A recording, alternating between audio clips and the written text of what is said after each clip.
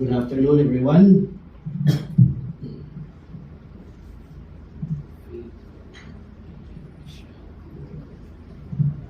Yung title ng message ko this afternoon ay The Faith of Hananiah, Mishael, and Azariah. Mahaba-habang basahan ito. Sa buong chapter ng Daniel.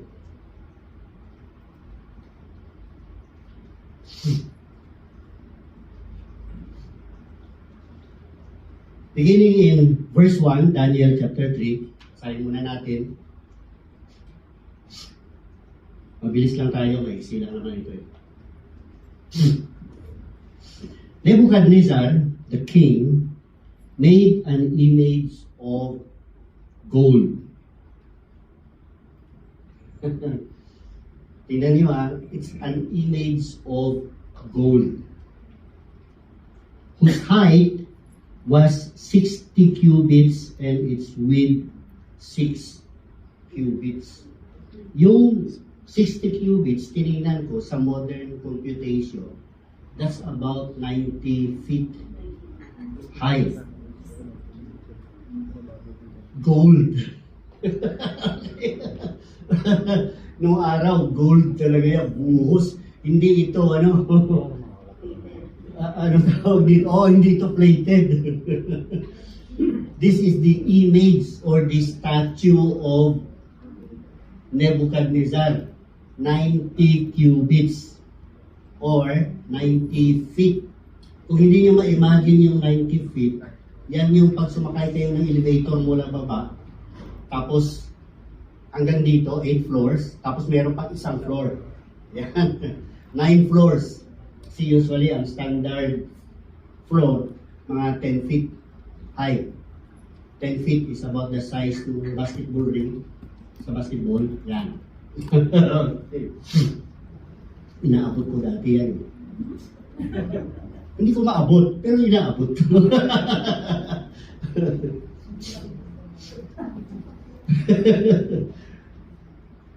Whose height was 60 cubits high and its width 6 cubits. Yung 6 cubits is about 9 feet.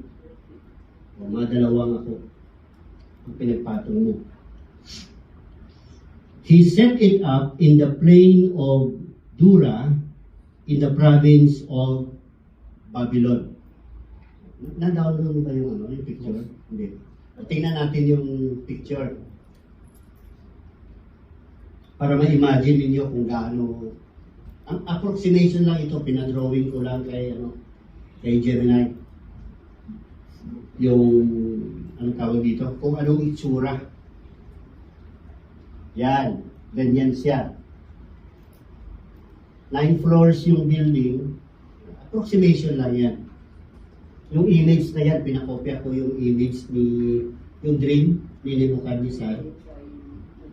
Kaya lang dyan, ulo lang yung gold.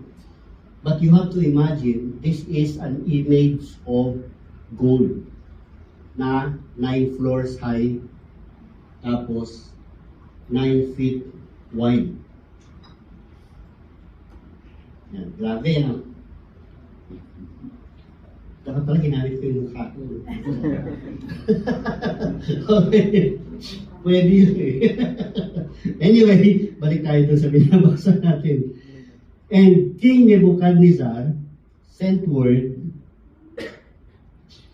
to gather together the satraps, mga ano yan, governors din yan, mga public officials or appointed officials ni King Nebuchadnezzar. The administrators, the governors, the councilors, the treasurers, the judges, the magistrates, and all the officials of the provinces to come to the dedication of the image which King Nebuchadnezzar had set up. Grabe, the king, pinatawag niya lahat ng government officials. Punta kayo dito, dedication ng image, statue. So, verse 3. Verse 3. So, the satraps, the administrators, the governors, the councilors, the treasurers, the judges, the magistrates, and all the officials of the provinces gathered together for the dedication of the image that King Nebuchadnezzar had set up. And they stood before the image that Nebuchadnezzar had set up. Kung gathering ito lahat ng mga officers ni King Nebuchadnezzar, nandun sila sa province ng Dura. Verse 4, Then a herald cried aloud. Yan, yung, ang tawag dito, maliban sa king, meron talaga silang tagabasa ng command. To you, it is commanded, O peoples, nations, and languages, that at the time you hear the sound of the horn, flute, harp, lyre, and psaltery. You can imagine at that time, meron talaga silang mga musical instruments. At least during the Babylonian kingdom, meron na silang mga musical instruments. Horn, flute, harp, lyre, and psaltery. In symphony, with all kinds of music, you shall fall down and worship the gold image that King Nebuchadnezzar has set up. Ito na yung kwento niyan. This is one of the most beautiful, ang tawag dito, story about faith na mababasa natin in Scripture. And whoever does not fall down and worship shall be cast immediately into the midst of a burning, fiery furnace. Oh, this is interesting. Kasi, nagpa-set up siya ng statue at nagpa-set up din siya ng kung saan susunugin yung hindi sasamba. Talagang magkasama yan. Hindi lang siya nagpatayo ng statue.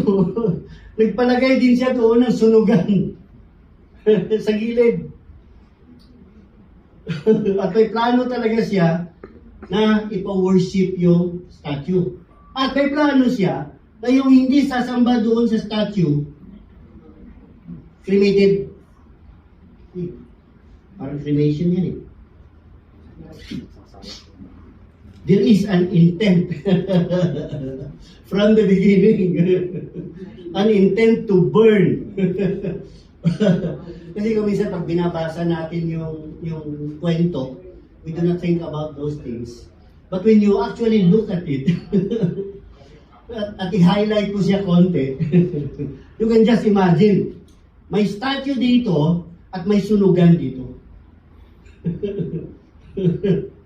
Instant yan, instant death.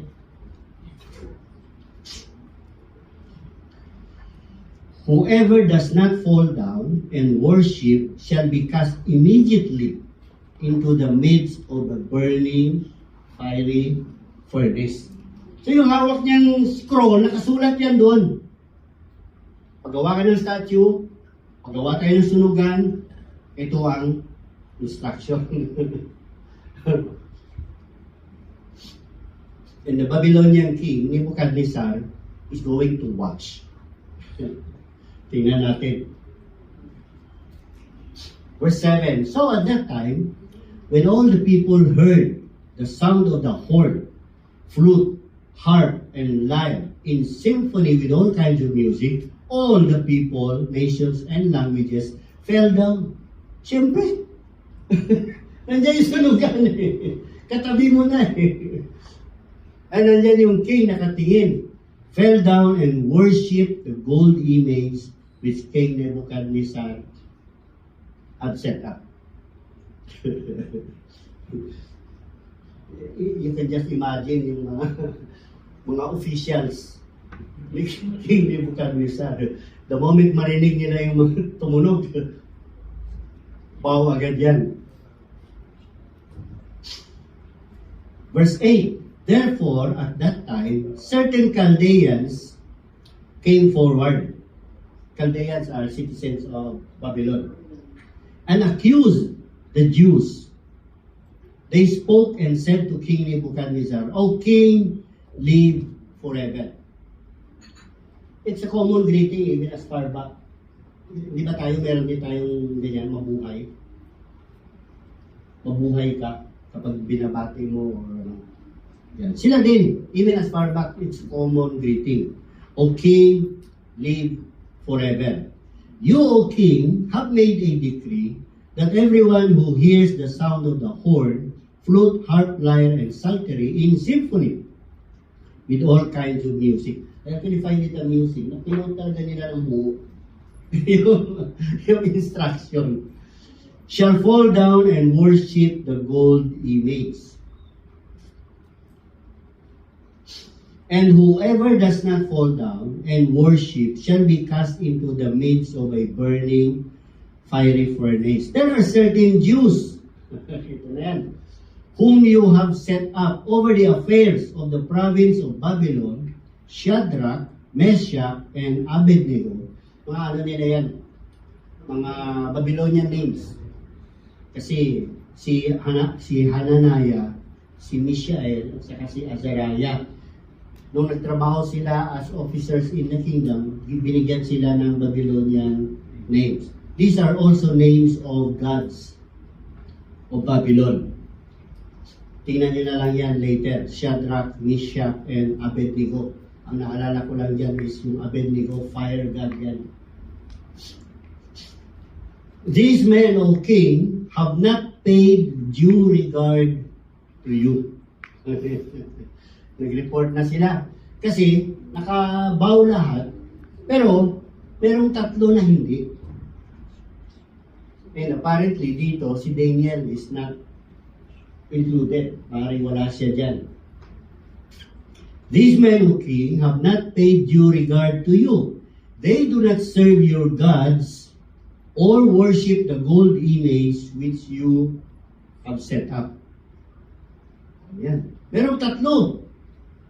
Sabi pag tunog ng mga musical instruments, supposed to be magbabow down. Pero meron kayong tatlong official doon sa province ng Babylon. Hindi sila nagbow.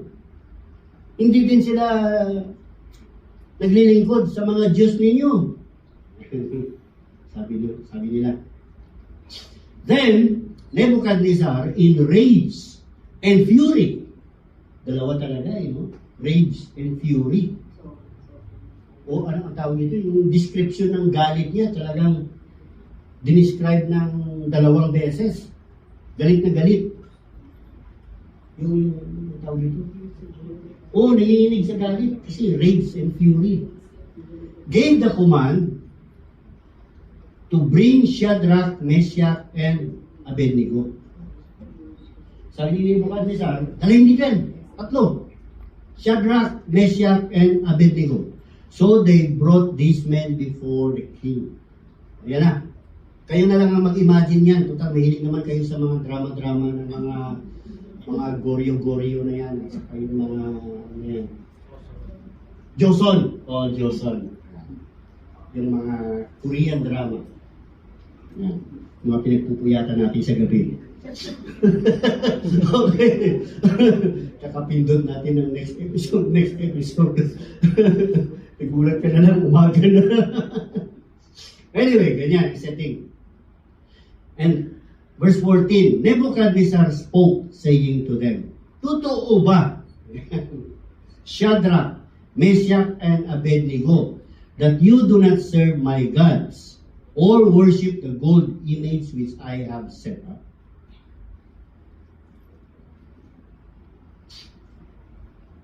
Verse 15, now, if you are ready, ulit, dito sa harap ko mismo, tingnan natin. So, from doon sa field, nandun na sila ngayon nakatayo doon sa harap, katabi ng king, and sabi niya, ulit! Binigyan sila ng chance. Hindi rin naman talagang pinatapon agad ng king. Okay. One more! Ulit! Take two! Yan na. If you are ready, handa na kayo. Parang tinanong pa talaga eh. Handa na kayo. At the time you hear the sound of the horn, flute, harp, lyre, and psaltery, in symphony, with all kinds of music, and you fall down and worship the image which I have made, good. Handa na kayo? Pag narinig yung music, you fall down, good. Sabi ng king, ayaw naman talaga silang patayin yung king. Ayaw din silang patayin yung king. Binigyan sila ng chance. Good. But if you do not worship, ano yan? Kapag kayo hindi sumamba, yan yung worship nila noong araw, hindi yan yung magbabaw ka lang. Yan yung koto, sabi sa Chinese. Yung iyong noo talagang nakadikit sa lupa. Yan, yung bow na gano'n. But if you do not worship, you shall be cast immediately into the midst of a burning, fiery furnace. Itatapon kayo kaagad doon. And sinong Diyos sa palagay niyo? Here is the challenge. Who is the God who will deliver you from my hands? Kahit sino pa ang Diyos niyo dyan, who do you think can deliver you from my hands? Shadrach, verse 16, Meshach and Abednego answered and said to the king. Wala pa yung music. Sumagot na sila. O Nebuchadnezzar, we have no need to answer you in this matter. If that is the case, our God, whom we serve, is able to deliver us from the burning, fiery furnace. They believe.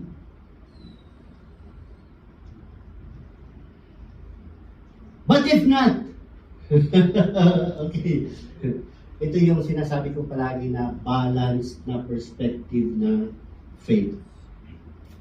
We have an expectation of what God is able to do. We know that there is nothing impossible.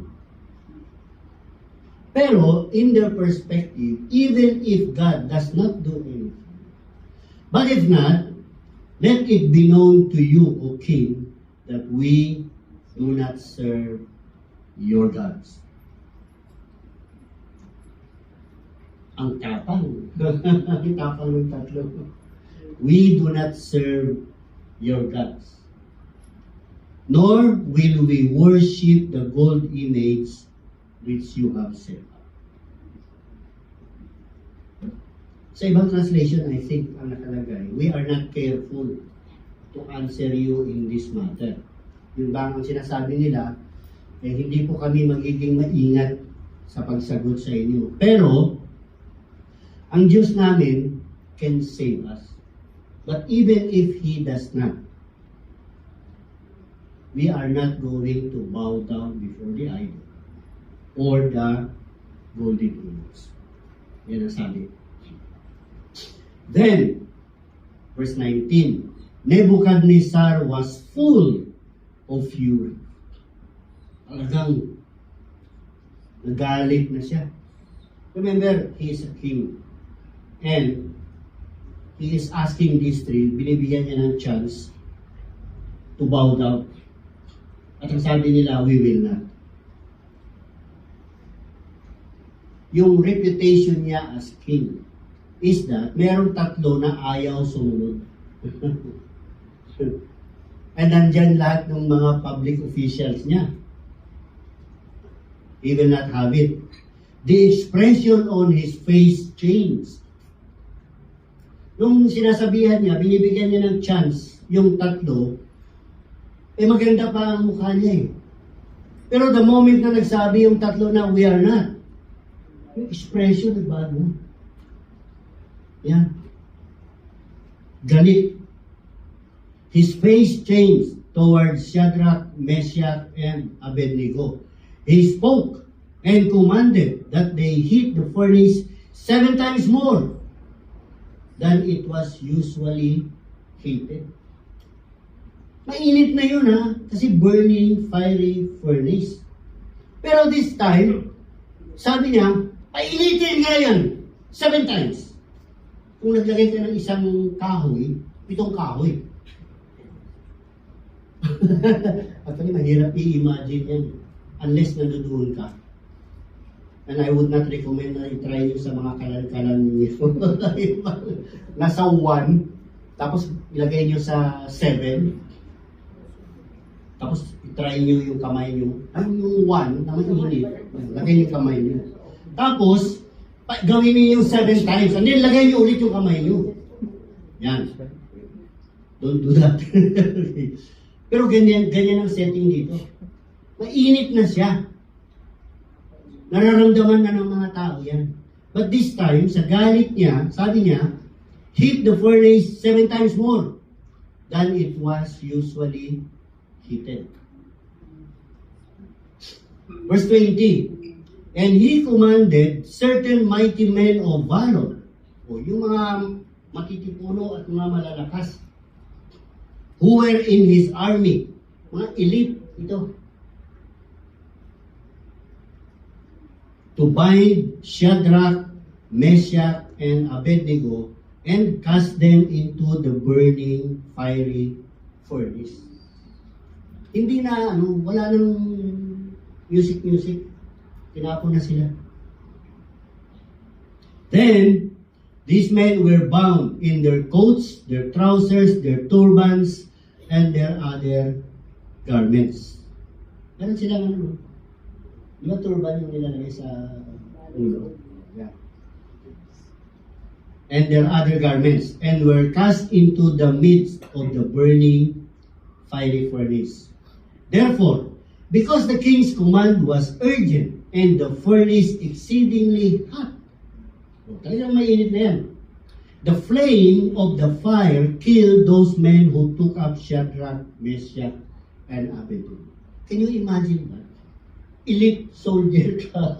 Tapos, tinapon mo yung 3 doon, ikaw mismo namatay. Wow. Pati yung mga sundalo nadamay pa dahil sa kagagawan ng 3. Sila namatay agad. Fell down, bound into the midst of the burning fiery furnace. So, hindi lang ito yung parang fireplace na nandoon sa tabi. Nahuhulog sila kapag tinapon ka doon. Malaki rin ito. Ibig sabihin malaki din. Kasi imagine mo kung 3 tao itatapon mo doon sa loob.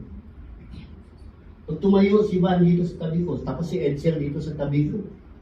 Ganyan. Malaki yun ha. Malaki nga na siya. Malaking furnace. Tsaka lalagyan mo pa ng mga panggatong sa may apoy. Paano kaya yun? Kayo na lang mag-imagine yan. Pag hindi nyo ma-imagine, instructionan nyo si AI. Diyan na. Create a burning fiery furnace similar to the furnace spoken of in Daniel chapter 3. Yan. Tapos sasabihin ni Gemini, thinking. Nano banana 2. Meron siya yan. Tapos mamaya, ilalabas niya yung image. Kaya na lang yan ang gumawa niyan. Maybe we can try that mamaya. Anyway, these 3 men, Shadrach, Meshach, and Abednego, fell down, bound, into the midst of the burning fiery furnace. So malaki ito. Verse 24, then King Nebuchadnezzar was astonished, and he rose in haste and spoke, saying to his counselors, hindi ba 3 yung tinapon natin na nakatali into the midst of the fire? They answered and said to the king, true, O king. 25, look, he answered, I see 4 men. 3 yung tinapon, pero ang nakikita nila, 4, loose, walking in the midst of the fire. Okay. 4 na.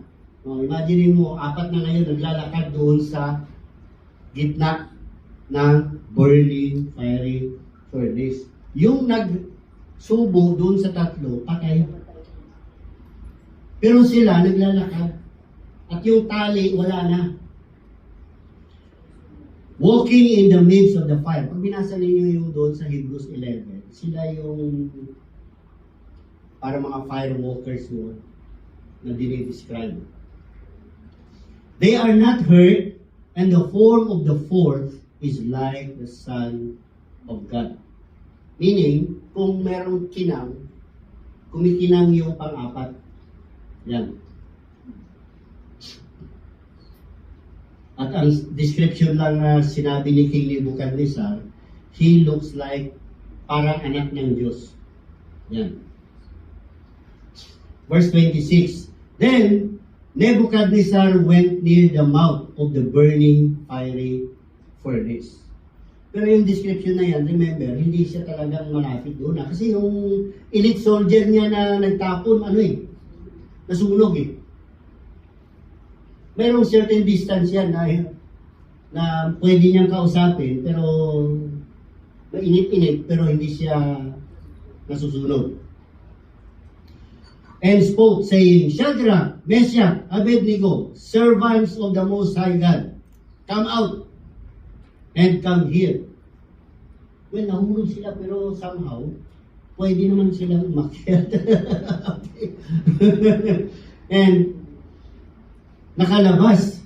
Then, Shadrach, Meshach, and Abednego came from the midst of the fire. Ang galing. Ito ang dapat ginagawa ng movie. No? Ang ganda siguro panoorin ito. Kahit yung scene lang na yan.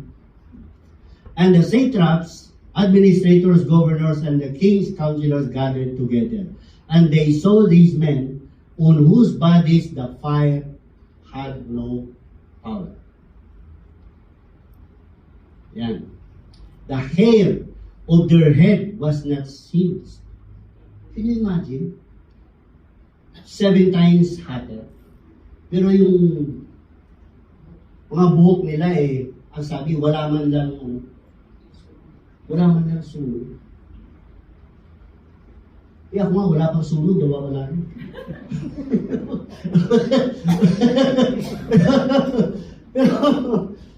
pero look at how it is described. 7 times hotter. Pero sabi ni King Nebuchadnezzar, hindi man lang nag-amoy sunog yung buhok, nor were their garments affected, and the smell of fire was not on them. Parang wala lang. Parang hindi sila nang galing doon sa apoy. Can you imagine that? Meron kayong fireplace. Try nyo yan. Hindi, wag. Not unless. Yan. Nebuchadnezzar spoke, saying, Blessed be the God of Shadrach, Meshach, and Abednego. Na-impress yung king. And I think this is real. Yung impression niya is real. Kasi siya na ang nag-describe the God of Shadrach, Meshach, and Abednego. Kanina ang sabi niya, who do you think is a God that can save you? Who sent his angel and delivered his servants who trusted in him. Sabi niya, mukhang Son of God, but this time, sabi niya, it looks like a spirit being, an angel. And they have frustrated the king's word and yielded their bodies, that they should not serve nor worship any God except their own God. They are willing to die. Yan ang ibig sabihin niyan. They are not afraid of the king's command, the king's word. And ibinigay nila yung katawan nila, that they should not serve nor worship any God except their own God. Of course, alam natin yan kasi yung first 2 commandments, that is the very essence. You shall not have any other God before me, and do not bow down or create any graven image. Yan. 29. Then, sabi niya, therefore I make a decree. Ito na yan. Meron akong bagong decree. Kanina, ang decree ko ganito. Ngayon, gawa ulit tayo. Any people, nation, or language which speaks anything amiss or against or in contradiction to the God of Shadrach, Meshach, and Abednego shall be cut in pieces. Their houses shall be made an ash heap, because there is no other God who can deliver like this. Yung respeto ng king sa God ni Shadrach, Meshach, and Abednego, taas. Kapag meron akong narinig na nagsalita laban sa Diyos nitong tatlong ito, chop-chopin ko yan. Sabi niya, chop-chop yan. Tapos yung bahay niya, sunugin yan. Their houses shall be made an ash heap. Then, verse 30, the king promoted Shadrach, Meshach, and Abednego. Na promotion pa. In the province of Babylon. Nadagdagan pa yung ano nila, star. Dito. Yan ang kwento. O, diba mabilis lang? 3:45, tapos na tayo. Faith in and towards God must be constant. Ito yung mga lessons na mapipick up natin doon sa binasa natin. Unchanging and consistent. Yan yung tatlo. Yung faith nila is constant, hindi nagbabago, and consistent. Faith requires absolute obedience. Ito yung makikita natin doon sa example ng tatlo. Ang obedience nila to God is absolute. Sabi ng tatlo, whether we know that God can save us, but even if God does not save us, we will still not bow down. We see, regardless of the outcome, kung ano man ang mangyari today, sabi ng tatlo, we will not change. We will still worship God. Faith requires absolute obedience, trust, and loyalty. Kahit ano pang sitwasyon or condition, whether it is pleasant or whether it is unpleasant. Katulad din ang sinasabi ni Edsel kanina. That is how people look at us. And regardless of anumang sitwasyon ng kalalagyan natin, because nagbago tayo ng faith, or that now we are Christians, it does not matter. All that we need to remember is that pumasok tayo in a covenant with God. And that is the covenant that matters. Regardless of the consequence sa atin. Whatever situation or condition we find ourselves in, or that we are placed into as part of our test or trial by God. Kasi may pagdadaanan naman talaga tayo mga pagsubok. The very fact alone that you are different will put you in a bad situation. Because you are different. Because you are not like any other people. Faith must be consistent whether we find favor or whether we do not get the response that we hope for. Yan yung sinabi ng tatlo. Whether God saves us or not, be it known to you, O King. Sabi nila, we are not going to bow down. But it works in all the other commandments. Whether it is bearing false witness, whether it is respect of parents, whether it is adultery or murder or theft. Hindi ka dapat nagbabago as an individual. Kapag merong, anong tawag ito? Kapag merong nakalagay dyan sa kalye na 2 maleta ng tigpa 5 million bawat isa. Okay. Wala namang pangalan. Alam mo hindi sa'yo. The rule about stealing is, alam mong hindi sa'yo. It does not matter kahit kanino siya, kahit wala siyang pangalan. It does not matter whether 500 pesos siya o 1,000 na nandun sa kalsada. Pero wala namang kapalit na yan. Unahan na lang yan.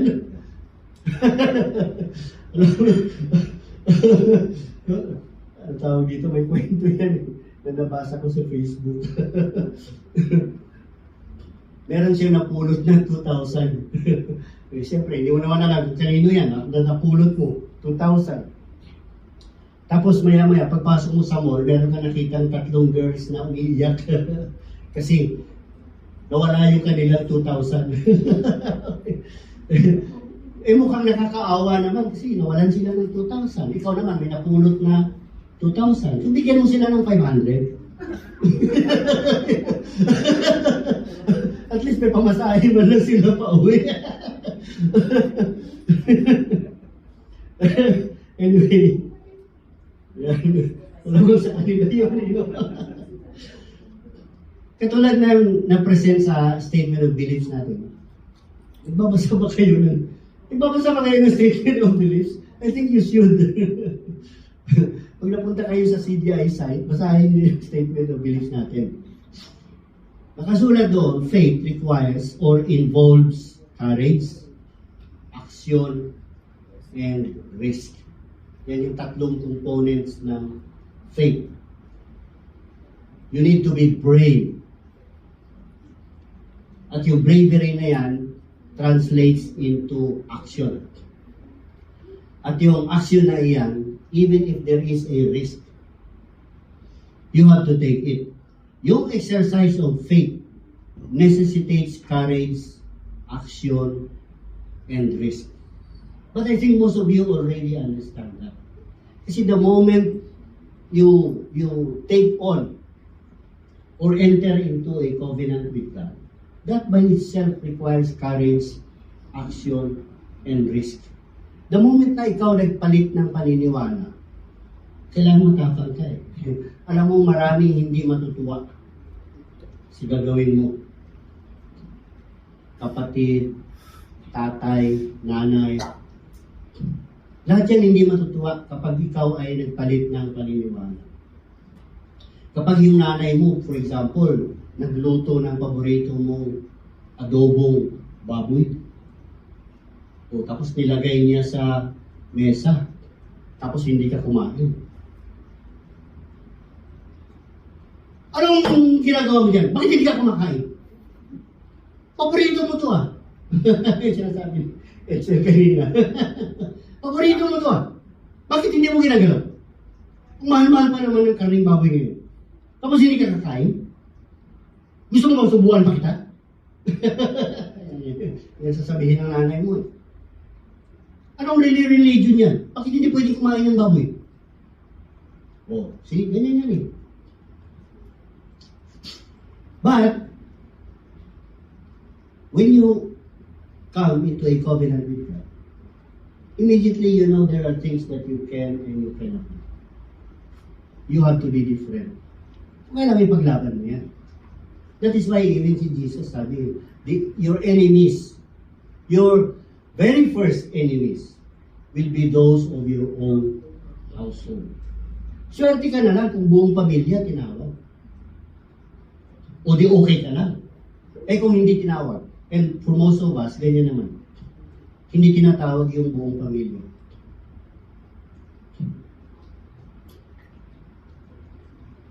Oh, can you imagine kung mag-asawa, ikaw yung lalaki, yung misis mo ang babae. Well, talagang misis mo. Okay. Mahirap naman pagkapalit. Okay. Hindi, ang ibig ko sabihin, ikaw yung taga-kain, yung misis mo ang taga-luto. At ang niluto ng misis mo ay hindi mo pwedeng kainin. O yan, away yan. Problema yan. Ayaw mo kumain? Sige, magluto ka. Ikaw magluto ng sarili mong pagkain. Well, for most of you, it's not a problem. Pag ako, problema yan kasi hindi ako marunong magluto. Si Hananiah, si Mishael, at saka si Azariah, they exemplified those 3 characteristics: courage, action, and risk. when they presented themselves before the king. Can you imagine, nasa harap ka ng king, tapos nakikita mo yung pornuhan doon, at you can actually feel, kasi nararamdaman naman nila yan eh. Habang papalapit ka doon, 7 times hotter, mararamdaman mo yung init na yan. Tapos yung naghatid sa iyo namatay. At malalaking tao ito ha. These are elite soldiers. Yan. Mga masil-masilan. Wala akong masil eh. Pero ito, mga masil-masilan ito, malalaking tao ito. Elite soldiers. At the very least, 3 yan. 1 for each. Patay na ha. Bago pa makarating doon. Ang nangyari niyan, tinulak na lang nila, sila nasunog. Yung 3 nahulog doon. But even that, they exemplified courage, action, and risk in their faith toward God and in their obedience toward His commandment to not bow down before any idol or worship any image in place of God. Yan. Ang tapang nila, no? Mga teenagers ito Kasi when they were taken, they were teenagers. Kapag nila Daniel yan eh. They were 15 upwards when they were taken captive. Mga bata pa ito. Pero yung faith nila, unbelievable. We have one chance at receiving eternal life. This is actually scary kasi pag tinignan mo sa scripture, when you enter into a covenant with God today, your chance for salvation is today. The indication of scripture, of course, we do not tend to judge people when they turn away or when they apostatize, kapag nagpalit ng paniniwala. Hindi naman natin pwedeng husgahan kung anong tumatakbo sa isip nila at the moment of their death. We do not know that. So hindi naman pwedeng sabihin, ay tumalikod na yan sa faith. Ano kayang kahihinatnan niya? Hindi naman pwedeng magsabing, ay sigurado, doon yan sa furnace na 7 times hot. We cannot really say that. But kapag binasa mo yung mga parables, it always tell us na pag dumating si Jesus Christ and you are in a situation that is not to His favor, you're going to be thrown into the fire. Which seems to tell us, your chance is today. Our chance is today. We do not get to have a second chance. Kaya, we have one chance at receiving eternal life. And faith is an important element of that chance. Importante siya. Sabi nga sa atin sa Hebrews, without faith, it is impossible to please God. If you do not believe in God, if you do not believe in me, according to the writer ng Hebrews, which we believe to be true, if you do not believe in God, if you do not have faith, it is impossible na matuwa siya sa iyo. And you please. Without faith, it is impossible to please Him. For he who comes to God must believe that He is, and that He is a rewarder of those who diligently seek Him. See, yan ang condition. Kailangan believe ka. Itong 3 na ito, they really show that in the presence of certain death.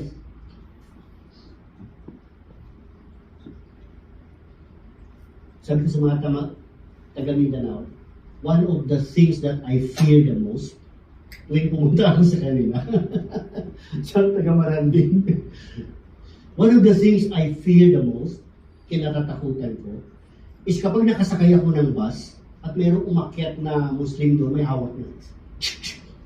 Sino Kristiyano dyan? Believe me, tatalon talaga ako sa bitaka kahit tumatakbo yung bus eh.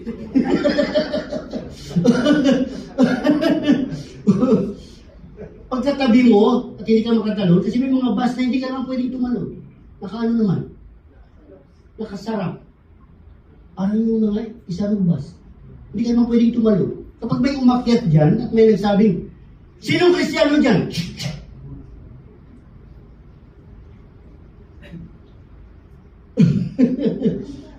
Isang, anong tawag dito? It's an impossible situation. At meron umakit na ganyan sa mga bus na ano, sa mga taga-Mindanao, from time to time. Nakasakay na mga kami ni Mang Eli, magkasama kami, punta Cotabato. Yung driver namin, pagdating doon sa tapat ng bahay nila, bumaba. Pagbalik, may hawak ng kasi may mga sumasakay daw sa van na nanguhold up. Tapos tumingin pa sa akin, ikaw, Kristiyano ka ba? Ano sasabihin ko? Hindi! Muslim ako! Patay na. Believe me, I might. Wala pa nga akong misis, mamamatay na ako.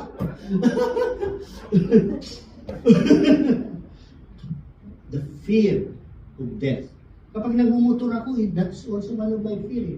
Yung bang, ako, I trust in my ability to drive. But I have no trust in everyone around me. Wala akong tiwala sa mga katabi ko. Ako, kapag ako lang nasa kalsada, walang nangyayari sa akin eh.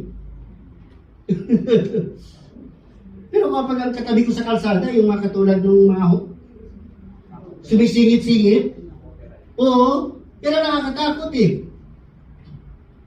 Kaya kung minsan pagbasag-basag na yung Shopee at Lazada na yung, ganyan yan. Dumating sa inyo. Anyway, ba't tayo napunta doon? Faith.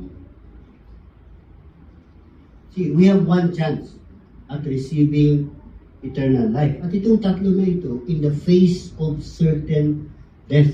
Kasi mamamatay ka talaga eh. Nakita na nila yan eh.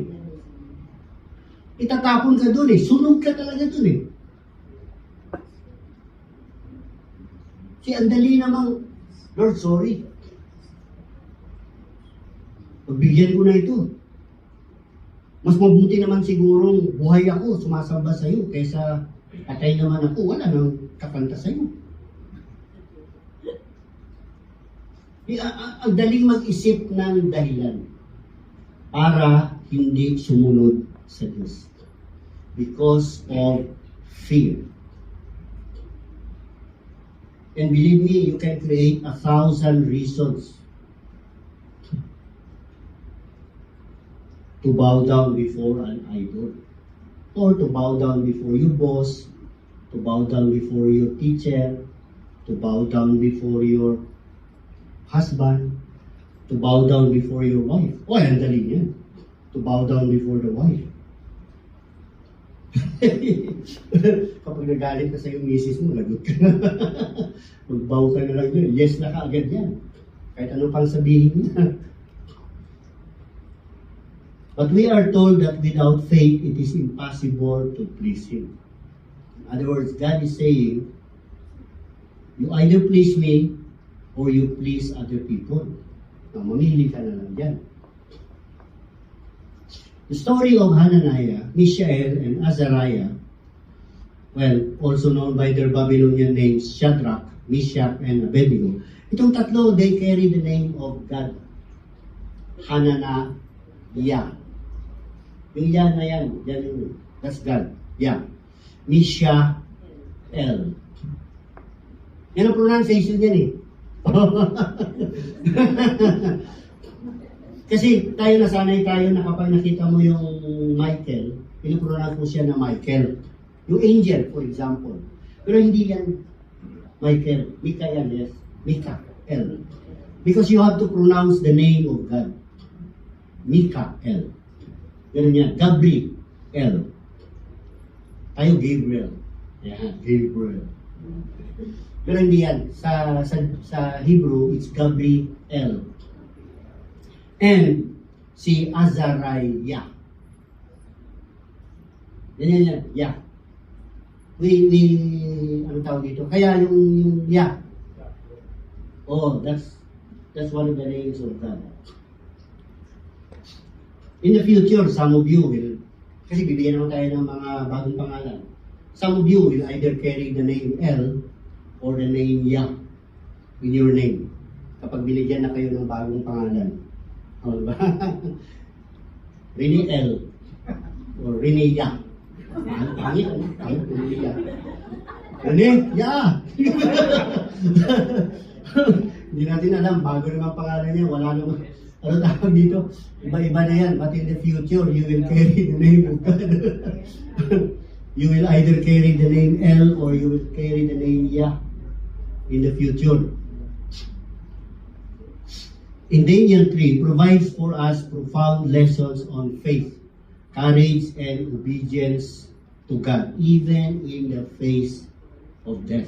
Swerte tayo ngayon bilang mga Kristiyano, alam niyo kung bakit. Walang nakikialam ng religion niyo. You do not, kapag sumigaw ka doon sa palengke and you proclaim that Jesus is King, no one will go after you. Pero nung araw, if you do that, the Roman soldiers will go after you kasi treason siya eh. It's death penalty. Kapag sinabi mong Jesus is King. Hindi mo pwedeng gawin sa palengke yan. That is how sila Paul got themselves in trouble. Because they are preaching for the son of Joseph and Mary to be king. Hindi mo siya pwedeng gawin. Ngayon, kahit anong gawin mo sigaw niya, walang papansin sa inyo. Oh, palengke. Their example highlights what is called even if not faith. Yan ang tawag ng ng mga religious people doon sa tatlo. They are the even if not. That trust God regardless of the outcome. Kasi sabi nila kahit ano man, God can save us, but even if He does not save us, we will still not bow down before your idol. O, ano mga key lessons natin na matututuhan from their example? Mabilis na lang ito, basahin lang natin. They have what is called courageous non-conformity. They do not conform. They bravely do not conform. These three young men refused to bow to Nebuchadnezzar's golden idol, showing that believers must refuse to conform to the world's demands when they conflict with God's commands. Ganyan tayo dapat. We do not care what other people think. We only care what God thinks. And that takes courage. O ito yan. This is how they became popular. Even if not faith. Yan ang kanilang highlight. Their most profound statement, but even if He, God, does not deliver us, we want you to know, Your Majesty, we will not serve your gods. Pag estudyante ka, for example, sabihin mo, Ma'am, I don't care kung bibigyan mo ako ng mababang grade. Hindi ako luluhod dyan.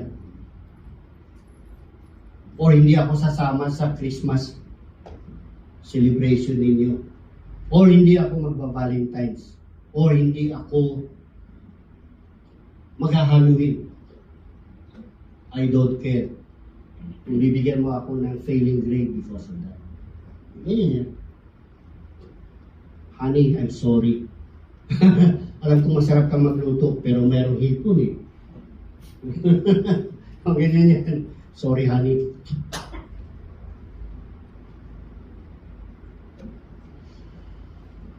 This teaches that true faith does not hinge or depend on receiving a favorable outcome. Kapag believe ka sa Diyos, hindi sa lahat ng panahon, naghihintay ka ng magandang resulta.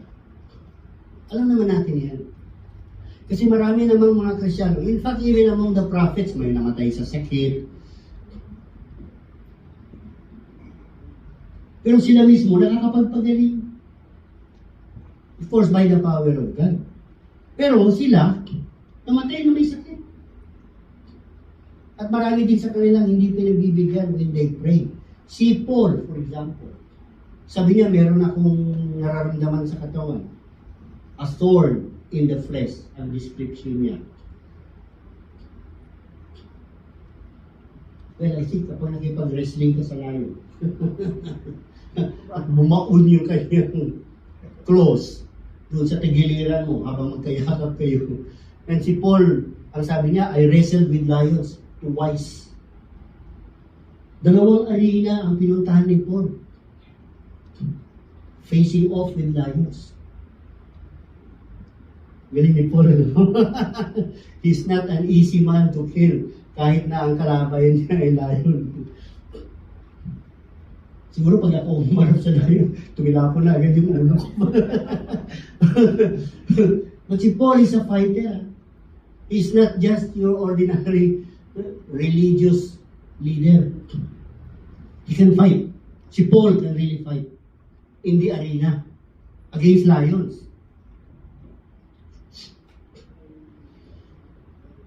These are people, well sila, at tayo din dapat, are willing to die for our obedience. Well, for most of us today, we do not go that far. Our lives will be difficult. And some people will make our lives difficult. Pero dapat nakahanda tayo diyan. Another lesson is that the presence of God we will feel in the most difficult trials. God did not prevent them from being thrown into the furnace. God could have saved them before getting them thrown into the furnace. Pero hindi eh. Pinabayaan silang matapon doon. But He was with them in the fire. Okay. Sama-sama tayo dyan. Mainit ba? Sama ako. 7 times. This is a very interesting situation. Kasi pinabayaan silang matapon doon eh. Pero sinamahan sila in the middle. The fourth person in the fire, well, often interpreted as the pre-incarnate Christ or an angel, yan ang kadalasang interpretation niya, shows that God shields, comforts, and sustains believers during, not always from, suffering. Samahan niya tayo. May utang ka? Well, hindi naman utang yan. Hindi naman kasama yan. You're under fire? O, sama tayo yan. Yung footprints in the sun. Ano yung footprints in the sun? Yung message niya na nagre-reklamo siya. Bakit in the time of his deepest trouble, isang footprint na lang ang nakikita niya? Ako na lang ba ang naglalakad? Hindi ikaw, binitbit ka. Yan. Kaya isang footprint na lang ang nakita mo. Kasi ako na yung nagbibitbit sa iyo. And this is kind of like yung nangyari doon sa tatlo. Tinapon sila doon sa loob. God could have prevented it. Kasi namatay na yung nagtapon eh. They could have stopped from there. Hindi naman din sila nasusunod. But they were allowed to go into the fire. Which means for us, God does not always stop us from entering into trials. We will go into the trials, but God is with us. Kasama tayo. Kasama niya tayo. Another lesson is they prioritize obedience over personal safety. And this is one of those things na ang isang Kristiyano dapat tinitingnan niya. Hindi yung personal na kaligtasan. You prioritize obedience. But I think most of you understand that. Kasi mayroong statement na nagsasabing, seek you first the kingdom of God. And all these things, idadagdag na lang sa'yo. They prioritize their loyalty to God over their own safety and careers, demonstrating that faithfulness is more important than personal comfort or survival. That is why mayroong statement sa Hebrews, it is impossible to please God without faith. Dapat, inuuna natin yung obedience over our personal safety. But we will not judge you. Kapag mayroong umakyat sa bus at nagsabing sino Kristiyano dyan.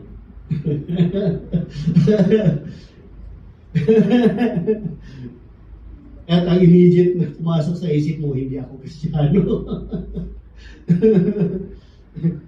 Lalo pagkatabi mo ba? Sino Kristiyano dyan? Tapos ikaw na, ikaw! Tapos nakatutok sila, ikaw, Kristiyano ka?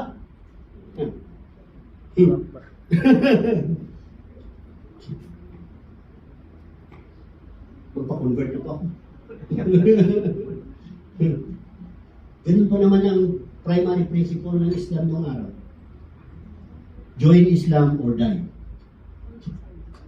Convert or die. Oh, can you imagine pag ganyan ang umakyat sa bus? And believe me, it is, ano tawag dito? A very bad way to die. Yung bang namatay ka ng ganun lang.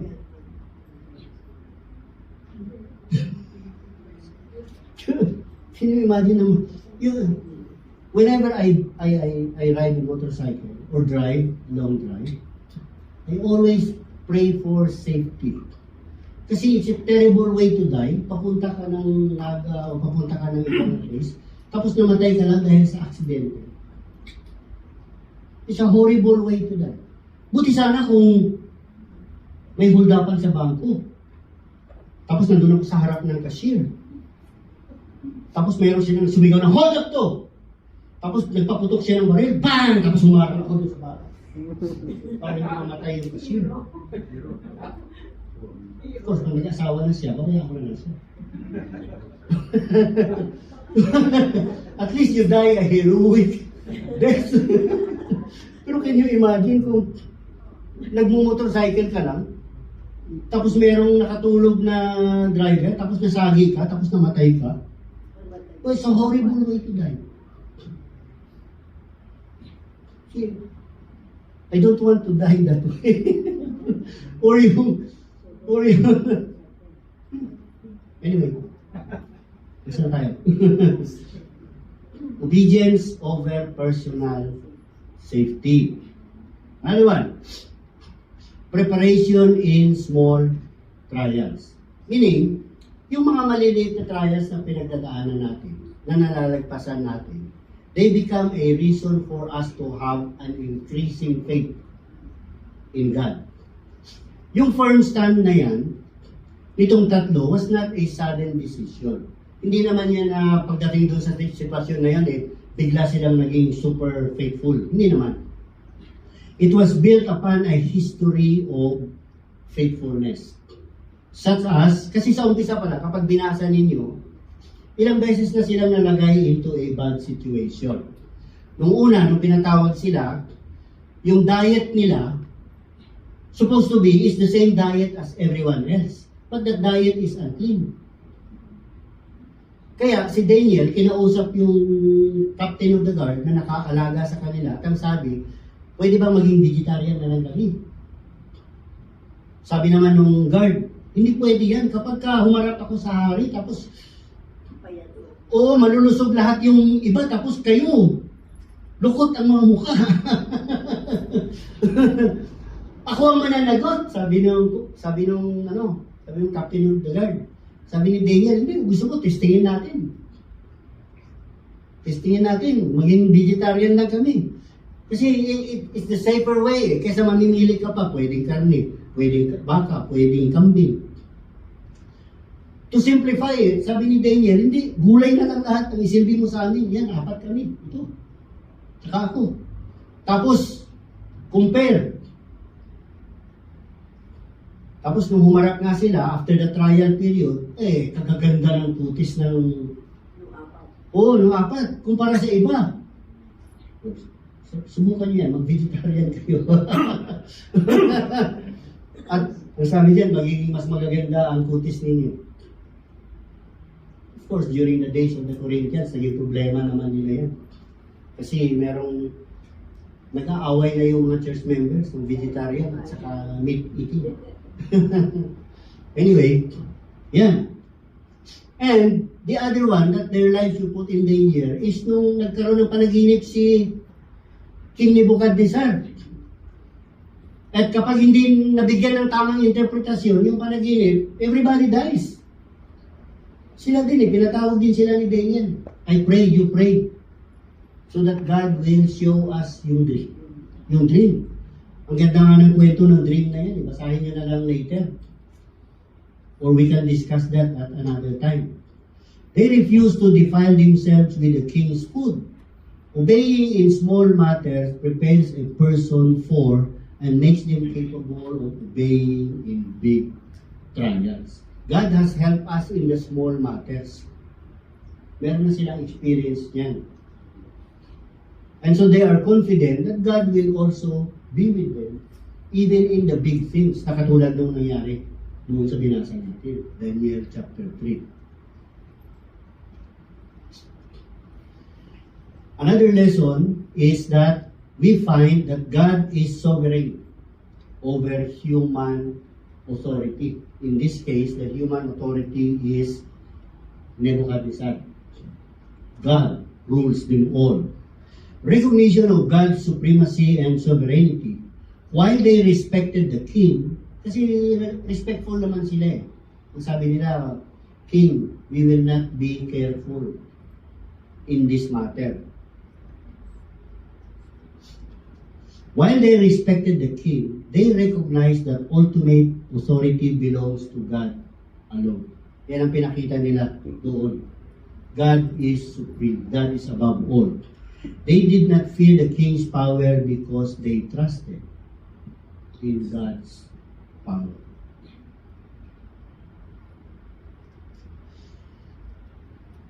And they are a faithful witness. Well, kayo din.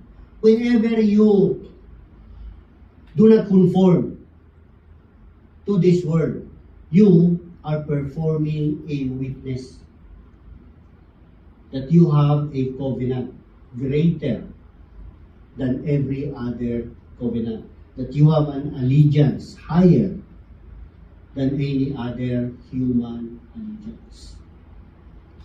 Their quiet, resolute, and respectful defiance. Hindi naman sila sumigaw o nakipag-argue sa king. Witness to the power of God, leading even the pagan king Nebuchadnezzar to acknowledge the superiority of their God. Kasi in the end, impressed naman talaga si King Nebuchadnezzar eh. To the point na gumawa pa siya ng decree. Ayaw kong may marinig na nagsasalita laban sa God. Ditong tatlong ito. Yan ang sabi niya. Otherwise, chap-chapin ko kayo. Sabi ni King Nebuchadnezzar, ipapachap-chap ko kayo to anyone who shows disrespect. Because they are also respected.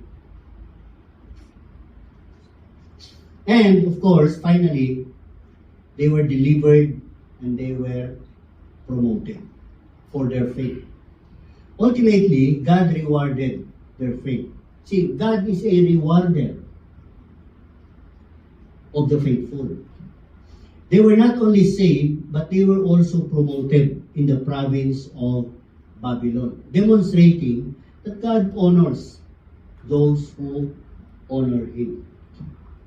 Sabi niya yan, parang tatay yan na natutuwa sa anak.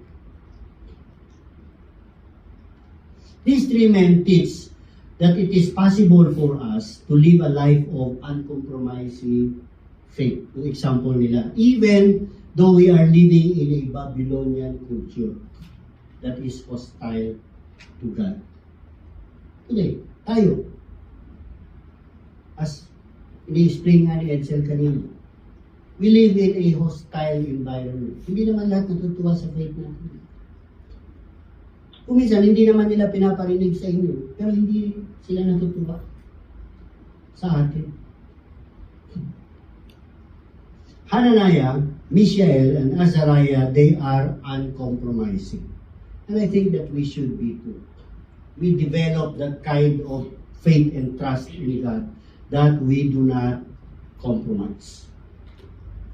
But compromise on what? Or compromise on which? We can only compromise if we understand what we are compromising. Hindi magawa tayo ng mga dahilan. Lord, si Mrs. yan eh. Makapalayasin ako sa bahay. Or Lord, wala na akong trabaho. Paano na ito? Paano na yan? Or Lord, magagalit sa akin ang teacher ko. Ibabagsak daw ako. Tapos babalik ako next year. Tapos siya na naman ang teacher ko. Hindi na ako makakaalis dito.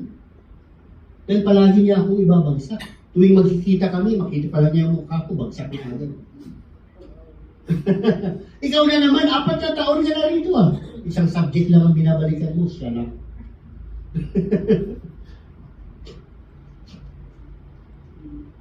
These three, that's Hananiah, Mishael, and Azariah, alam nila kung ano pinapaniwalaan nila. And they know what they stand for. Idolatry or any form of worship related to idolatry isn't something they are willing to compromise with. Alam na nila yan, the moment na tumayo sila doon. Kasi pinatawag sila for that very purpose. May command naman eh, to bow down before the idol. Yan ang objective eh. Pumunta kayo dito. Dahil, bakit? Kasi magbabow down kayo before the idol. Si Daniel, wise siya. Nawawala siya. Hindi mo siya makita somewhere. Of course, iba naman ang ginamit sa kanya later on. Kung binasa ninyo yung buong book ni Daniel, yun naman yung naman kanyang ugali na magdasal. Palagi ang ginamit against him. If you want to go against a man of God, you go against his belief. Yan ang thinking ng kalaban nyo. At si Satan ganyan. Remember yung parable na dinaanan natin? When you receive the message, anong ginagawa ni Satan? Inaabangan niya. Pag hindi ka maingat, tatangayin niya. Yung na-receive mo.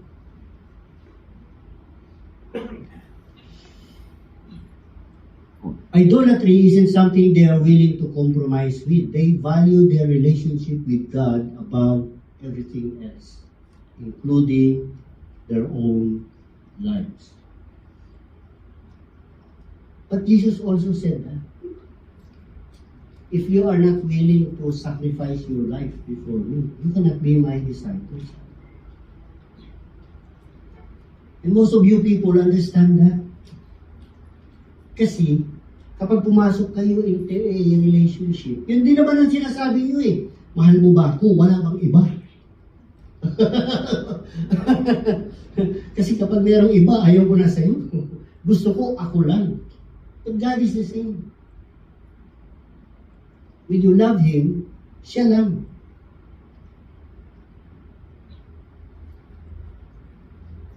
In fact, we go into that covenant. You go into that covenant. Do you promise to love her and her alone? Diba niya ang usapan niya? Walang side beat.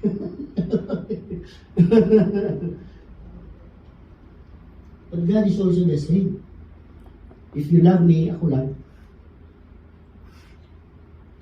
No one above. Pwede meron below. Pero, everyone else. God is number 1, the wife is number 2. Ganyan yan. They value their relationship with God above everything else, including their own lives.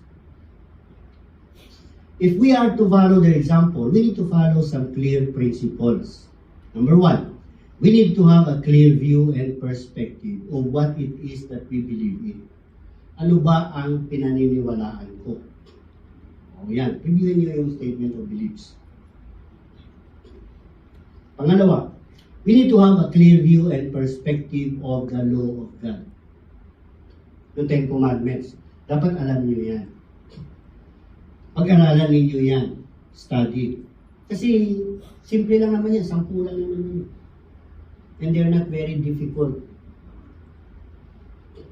Pangatlo, God operates on a principle of the little things are the big things. Ano yan? Sabi ni Jesus, if you cannot be trusted on the small things, you cannot be trusted on the bigger things. Kung hindi kita mapagkatiwalaan sa maliit, lalo na kita hindi mapagkatiwalaan sa maliit. Totoo yan. If you compromise on the small things, you will compromise on the bigger things. Sa Luke chapter 16, verse 10, he who is faithful in what is least is faithful also in much. Yan ang statement ni Jesus. Kapag faithful ka sa maliliit na bagay, magiging faithful ka din pagdating sa malalaki. And he who is unjust in what is least is unjust also in much. So we live by the commandments and we live by our beliefs. Si Hananiah, si Mishael, and si Azariah weren't just knowledgeable of the laws of God. They lived by their beliefs. They were willing to make sacrifices, small and great, if they needed to. If they were called upon to do so, what's available to them is also available to us. And what was expected of them then is also expected of us today. If they can do it, kaya din natin yan. Hopefully not in the same situation as they are. After all, compared to theirs, yung mga buhay natin ngayon, mas madali. We do not have a president that threatens us with death based on our belief. Let us live by the laws, by our beliefs, and by our faith. With that, have a good day.